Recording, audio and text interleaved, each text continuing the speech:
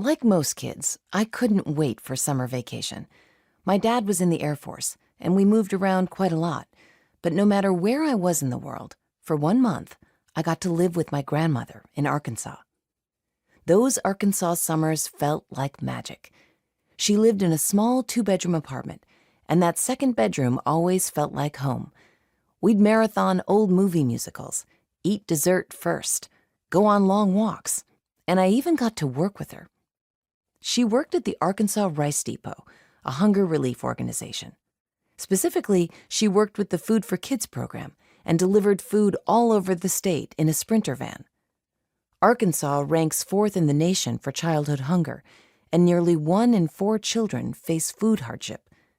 The Food for Kids program provided schools with food for meal programs, and the backpack program, whereby easy-to-prepare foods such as oatmeal, granola bars, canned soup, mac and cheese, and PB&J were discreetly sent home in backpacks for students on a weekly or daily basis. During the summer, she'd plot all her routes for the week across the state, and we'd wake up at 5 a.m. to try to beat the morning traffic. When we got to Rice Depot, the van was loaded and ready to go. Then we'd set off on an adventure. I got an intimate look at my home state from the passenger side window. We explored all sorts of back roads, the foothills of the Ozark Mountains, and tried to find small towns with the best names, my personal favorite being Possum Grape. We played the Patsy Cline CD until it broke, rode past miles of rice fields, and stopped at small-town diners for mashed potatoes and hand pies. When we'd reach a school on the list, my grandmother would grab her clipboard and call out how many cases of each type of food were to be dropped off.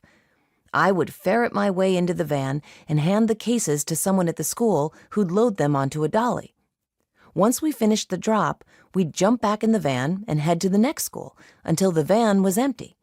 Then we'd return home and prepare to do the same thing the next day. My grandmother passed away in 2017, but spending those summers with her remains one of my favorite childhood memories. She instilled my love for musical theater, for always ordering dessert, and taught me about the importance of community, politics, and how all of that plays into issues such as income inequality and hunger.